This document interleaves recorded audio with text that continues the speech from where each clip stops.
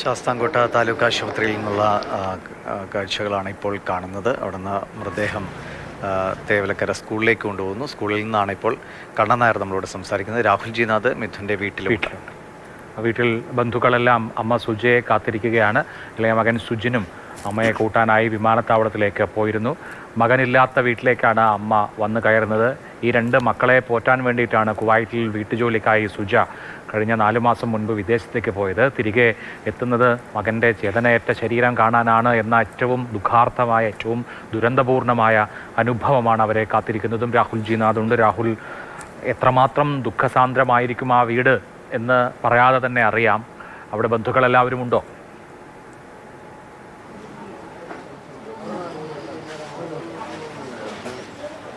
ഇവിടെ എന്തായാലും ബന്ധുക്കളെല്ലാവരും എത്തിക്കൊണ്ടിരിക്കുകയാണ്. രാവിലെ മുതൽ ബന്ധുക്കൾ എത്തിയിരുന്നു. എല്ലാവരും ഇപ്പോൾ ദൃശ്യങ്ങളിൽ കാണുന്നത് പോലെ നമ്മൾ 2 ദിവസമായി ആ വിലാപങ്ങൾ കേൾക്കുകയാണ്. അച്ചമ്മയുടെ വിലാപങ്ങൾ കേൾക്കുകയാണ്. അച്ചമ്മയ്ക്ക് ചുറ്റും ഇരിക്കുകയാണ്. അവർക്ക് വാക്കുകളില്ല പറയാൻ, ഒപ്പം ഇരിക്കാൻ കഴിയുന്നു, സാന്നിധ്യം അറിയിക്കുന്നു ഉള്ളതാണ് അവർക്ക് ചെയ്യാൻ കഴിയുന്നത്. അംഗീകരിക്കാൻ വളരെ പ്രയാസമുള്ള ഒരു കാര്യം, ഒരു വസ്തുത. അതിലേക്കാണ് ഇപ്പോൾ അമ്മ യാത്ര ചെയ്തെത്തേണ്ടത്, ഇവർ എത്തി നിൽക്കുന്നത്. എന്തായാലും ഇവിടെ നിന്നെല്ലാവരും രാവിലെയൊക്കെ അമ്മയെ ഫോൺ ചെയ്യുകയായിരുന്നു. എത്താറായോ, എത്തിയെങ്കിൽ ഒപ്പം ഉണ്ടാകണം. ബന്ധുക്കൾ, ഇവിടെ നിന്ന് പോയ ബന്ധുക്കളെ വിളിച്ചാണ് പറഞ്ഞത്. കാരണം ഈ വാർത്ത അറിഞ്ഞപ്പോൾ മുതൽ ആ അമ്മയുടെ ചുറ്റും അപരിചിതമായ മുഖങ്ങളാണ്, അപരിചിതമായൊരു നാടാണ്.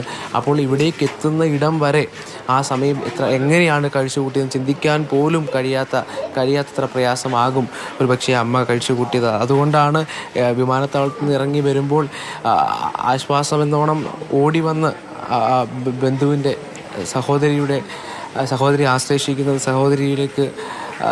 സഹോദരിയിലേക്ക് ഓടിയെത്തുന്നത് നമുക്ക് കാണാൻ കഴിയുന്നുണ്ട്. അത് തന്നെയാണ് ഇവിടെയും കാണുന്നത്. കാരണം എന്തു പറഞ്ഞ് ആശ്വസിപ്പിക്കുമെന്ന് ആർക്കും അറിയില്ല. ഇവിടെ വരുന്നവർ നിസ്സഹായരായി മടങ്ങുകയാണ്. അവർക്ക് എന്താണ് പറയേണ്ടത്, എന്ത് വാക്ക് പറയും, എന്താണ് ഈ അമ്മയോട് പറയേണ്ടതെന്നുള്ള ആശങ്കയും സംശയവും വിഷമവും എല്ലാം ഉണ്ട് എന്നുള്ളതാണ് ഏറ്റവും പ്രധാനമായി. ഇപ്പോൾ രാവിലെ തന്നെ ബന്ധുക്കൾ എത്തിയിട്ടുണ്ട്. ബന്ധുക്കളെല്ലാം ഇവിടെ എത്തിയിട്ടുണ്ട്. അപ്പോൾ എന്തായാലും ഇവിടെ മിഥുൻ്റെ അമ്മാവനുണ്ട്. സ്കൂളിലേക്ക് ശാസ്താംകോട്ട താലൂക്ക് ആശുപത്രി വളപ്പിൽ നിന്ന് സ്കൂളിലേക്ക്, തേവലക്കര സ്കൂളിലേക്ക് ആംബുലൻസ് പുറപ്പെടുകയാണ്. പറഞ്ഞോളൂ രാഹുൽ, പറഞ്ഞോളൂ.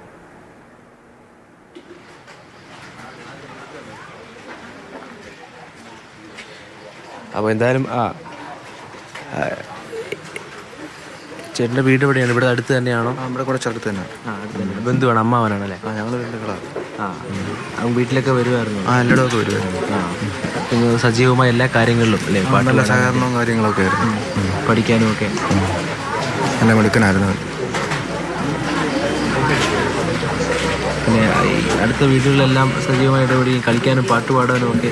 നമ്മുടെ പരിപാടിയൊക്കെ കണക്കും, ഓണം പരിപാടിയൊക്കെ കണക്കും, പാട്ടുപാടാനൊക്കെ കയറും. ഇടയ്ക്കിടയ്ക്ക് വന്ന് കാണുമായിരുന്നു. അപ്പോൾ എന്തായാലും അമ്മ ഈ സമയത്ത് എത്തുമെന്ന് നമുക്ക് അറിയാം? ഇല്ല, അത്രയും അറിയത്തില്ല. കാരണം എയർപോർട്ടിൽ ആൾ പോയതേ ഉള്ളൂ. എപ്പോഴും അവരെയൊന്നും അറിയത്തില്ല.